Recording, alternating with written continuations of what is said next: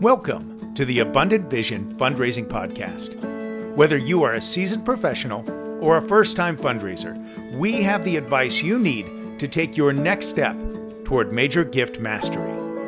I'm your host, Tom Dauber, President of Abundant Vision Philanthropic Consulting. So how would you like to increase the number of gifts you close dramatically? How would you like to do a better job of making your constituents feel honored and respected?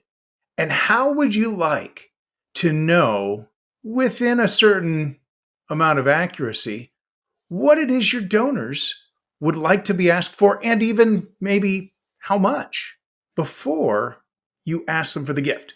You can know those things. And today, I'm going to talk with you about the power of pre-solicitation.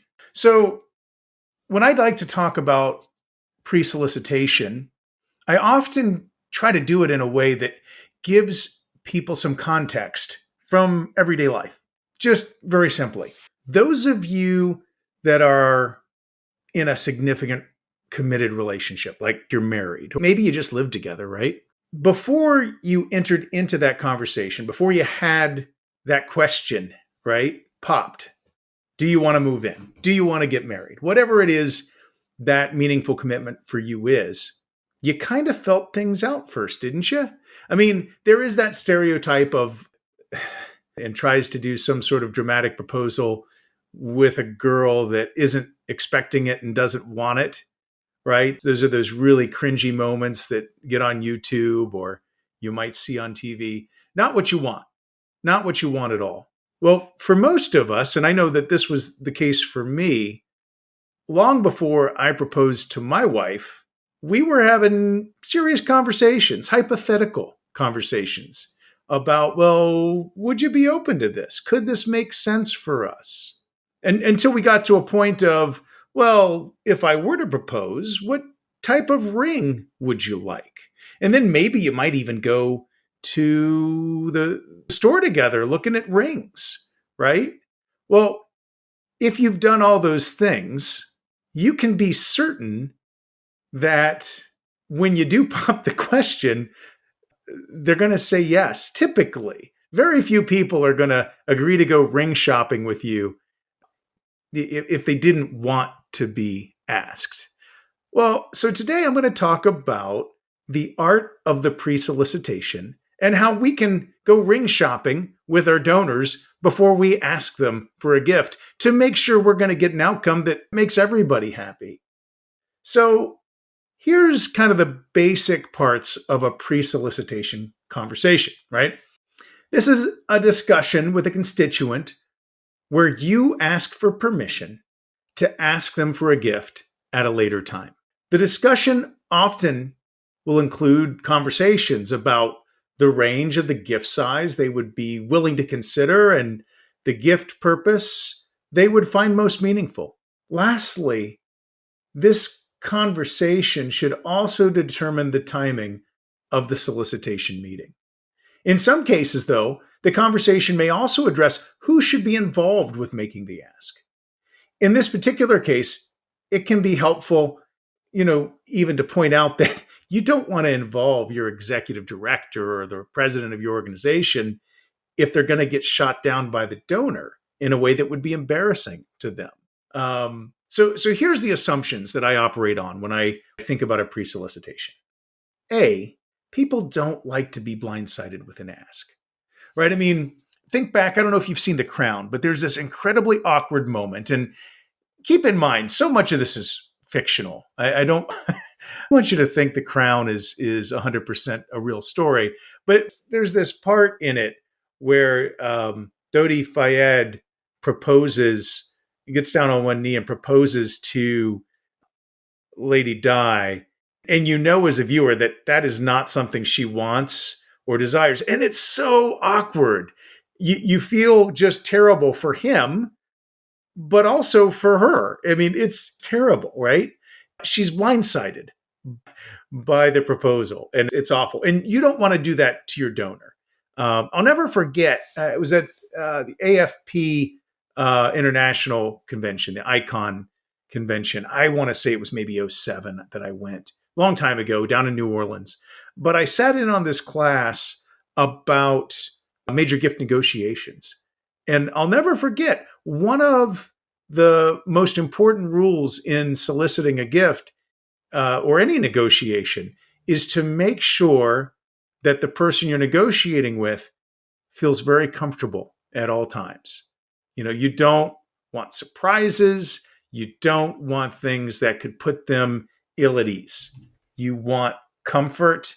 You want predictability. You want no surprises. Well, if you're out there blindsiding people with solicitations when they don't expect it, you're not going to get the optimal response. Maybe you will get a gift, but you may not get the gift that you want. Another assumption that I have in this is that people like to know why a meeting's being set up. So that relates to that first one, right? I can think of a donor that I knew once, and the organization had met with this donor a number of times. Their lead people had all been paraded in front of this person, and they talked about all sorts of things, but they could never really get to a place of making an ask. And it was really hard. People were frustrated because this was an individual who clearly had affinity, had made sizable gifts in the past, but had significant capacity to do more, and no one could get him to talk about it. And anyway, finally, we made sure that this individual knew that we wanted to have a gift conversation, an actual conversation about a gift. And they asked the permission to do that. And of course, the individual said yes, that they would like to have that conversation. Anyway, and so when the solicitation meeting finally happened, this person was just like laser focused on talking about the gift, talking about how much and when and how and all those things.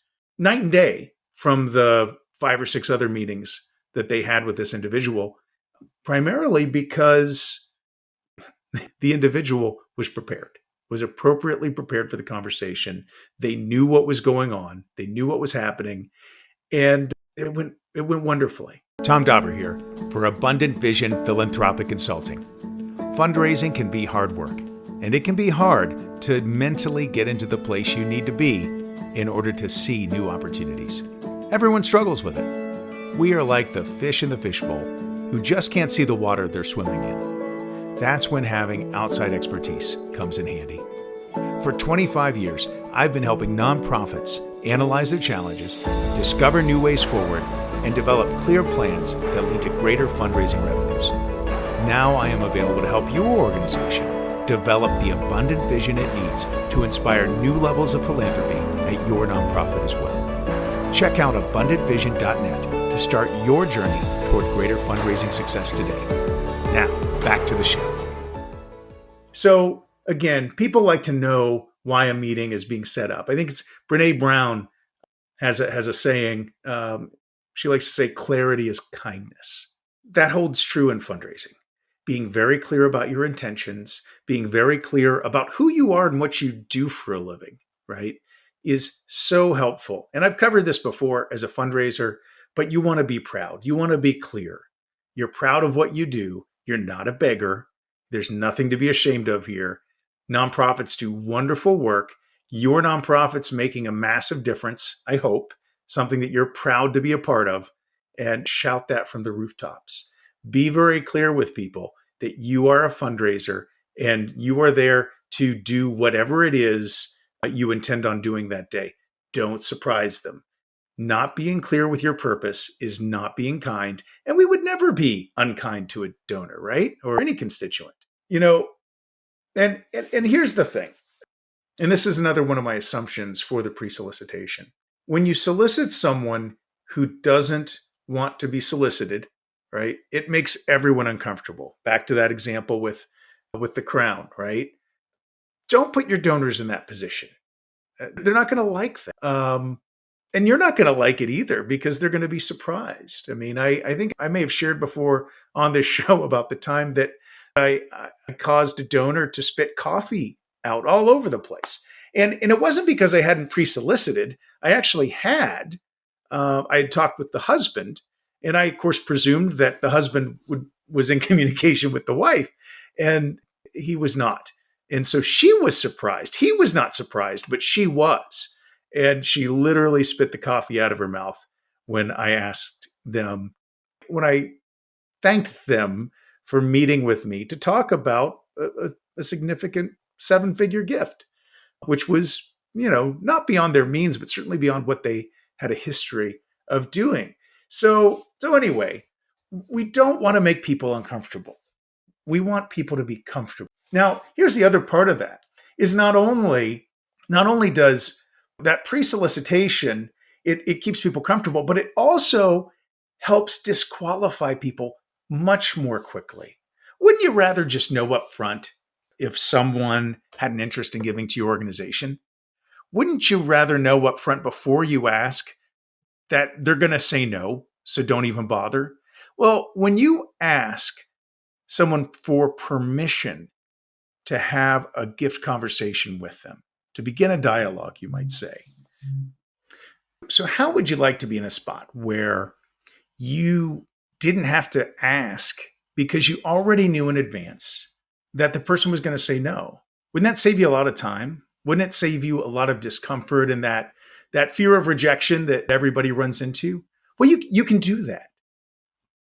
A pre-solicitation is great because it lets you find out in advance whether the person even wants to have a conversation about giving. And I'll tell you a secret. If you're just clear about who you are and what you do and why you're proud of it, most people will tell you right up front if that's something they're interested in. I can't tell you how many times I've said, hey, my name is Tom Dauber. I represent X organization, and it's my privilege to be able to raise money to help so-and-so and to improve the world by doing such and such. I love it. I get to work with all sorts of constituents who love giving and supporting our students and making the world a better place. This often, in people that are not generous, and that's about probably 50% of the population, this is going to elicit a response, oftentimes that will tell you what they're really thinking about your organization and if they'd want to give to it. I can't tell you how many times I've had people say, oh my gosh, well, good for you, but that's just not something that I could be a part of. I don't believe in that. I don't like that organization. I think kids should just provide for themselves. They don't need help. They need to come up the hard way like I did. Or I don't like that organization, or any number of things. But other times people will be like, wow, that sounds really great. Tell me more about it. So that's kind of a yellow light to proceed right there. What I'm saying, though, is if you're clear with who you are and what you do, you can know up front. And then you can just know this isn't going to be a conversation we're going to have at this point, right? Maybe later, maybe there's ways to engage those folks down the road that could get them more involved, maybe if you have an alumni society where it's not philanthropically based, or some events to get to know the organization better. But almost immediately, this is not someone I want to invest a ton of time into. Now let's say they do say, oh man, that's a great idea. Well, what would you do next? Well, I would say that this is a great time to kind of suss out what sort of gift would they want to even give. You shouldn't make assumptions in fundraising. That's always a bad place to start. And I would be honest with that. I would say, well, I wouldn't dare make assumptions about how you'd like to give or where you'd like to give. Tell me about that. Do you like endowments? Do you hate endowments? Do you like current use gifts? Do you like to give in cash? Do you like to give stock instead to save yourself some money? All sorts of things, all sorts of ways. You can ask questions to find those things out. And, one conversation I had with a donor, I said to the individual, hey, I don't know if you're the sort of person that, trusts the organization and would want to give in a discretionary way.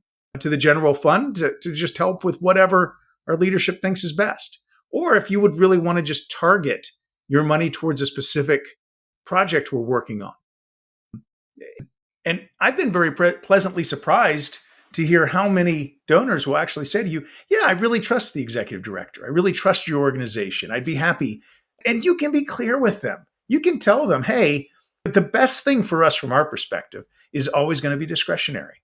However, if you're somebody that really wants to target it in a specific way, we do have some ways you can do that. But what you don't want to do, again, is to make assumptions that this is an individual that can only be solicited for a very specific project in a very specific way. Ask the question. Find out what they think. Don't leave anything to chance. Don't make assumptions. Be clear. And donors are going to feel honored when you ask them those questions. That's all the time we have today. But be sure to tune in next week to hear the next part of this exciting conversation. Now, if you've enjoyed this podcast, please be sure to subscribe and give us a 5-star rating on your podcast provider. I'm your host, Tom Dauber. Thank you for joining me as we journey together towards major gift mastery on the Abundant Vision Fundraising Podcast.